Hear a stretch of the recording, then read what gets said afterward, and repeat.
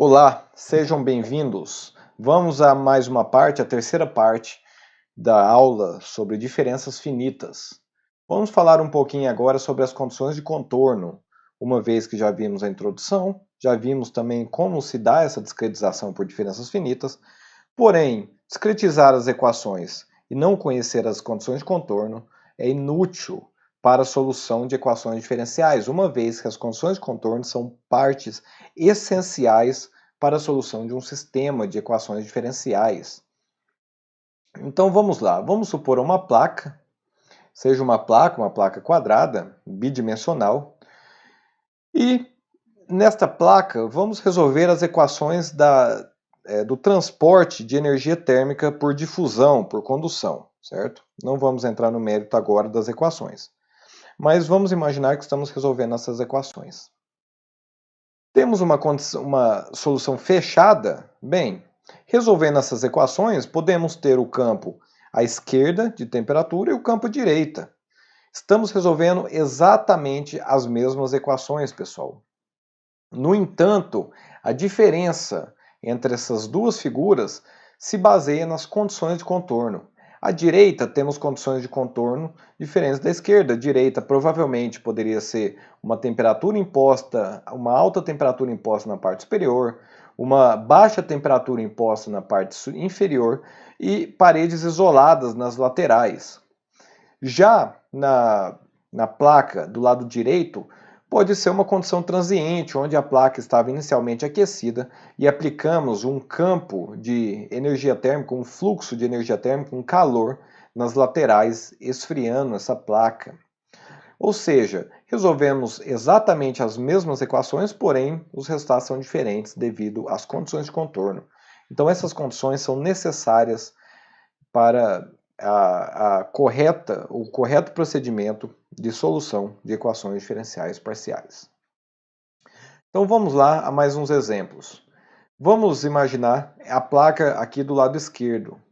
Quais condições poderíamos estar impondo nesta placa? Temos que, na parte de baixo, podemos ter uma temperatura constante, uma temperatura baixa constante. Temperatura baixa é um conceito relativo, então é baixa em relação a esta placa, poderia ser, por exemplo, 20 graus Celsius.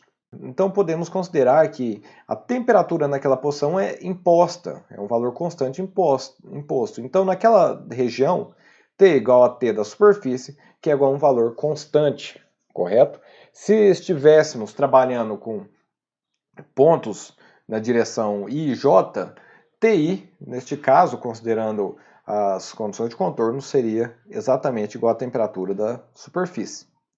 Agora, lá na parte superior, temos um fluxo de energia térmica constante, um calor constante. Para isso, nós iríamos impor K dρ T dρ Y igual a um fluxo de calor constante. Então, esse valor aqui é constante. Discretizando essa equação, Kt menos Ti J menos 1 sobre ΔY é igual a um valor constante, certo? Então, chamamos esta de primeiro tipo de condição de contorno, esta aqui de segundo tipo de condição de contorno, e outra aproximação utilizando o segundo tipo poderia ser uma parede isolada. Então, a parede isolada é dada por um fluxo de energia térmica, um calor nulo. Então, K dρ T dρ X igual a zero, quer dizer que dρ T dρ X é igual a zero. E discretizando, ficamos com esta equação aqui.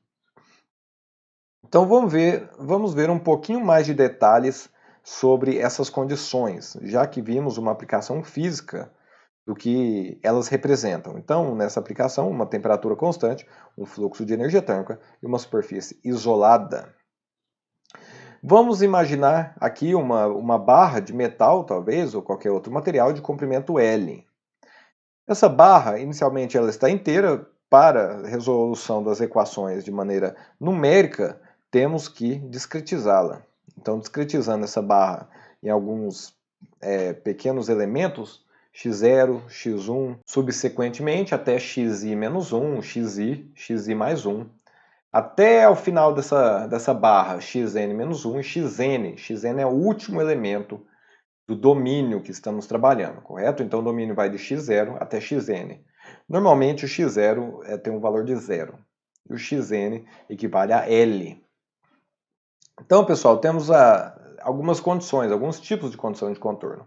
Então temos aqui a condição de Dirichlet, que é o primeiro tipo, é simplesmente impor um valor. Então vamos resolver aqui a variável u, poderia ser a variável t também, ou a variável φ, correto? Então u representa a função que estamos trabalhando.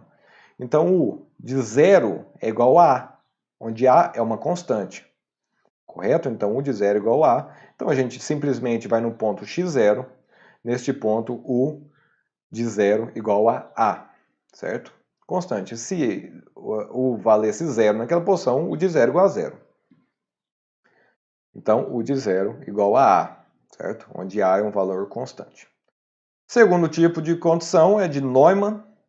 A condição de Neumann é basicamente uma derivada é constante. Então, estamos aplicando aqui a condição de Neumann na parte final dessa placa, dessa barra, perdão. Então, aqui no ponto xn, derivada de u em relação a x é igual a b, certo? Então é uma constante. Se tivesse isolado, seria igual a 0. Se não fosse isolada, fosse um fluxo de calor condutivo, por condução, seria um determinado fluxo dividido por K, certo? Onde K é o coeficiente de condução do material.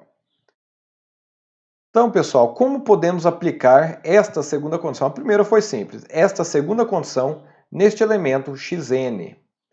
Então, o que podemos fazer é utilizando diferenças centradas, que é um método de segunda ordem, um método mais confiável.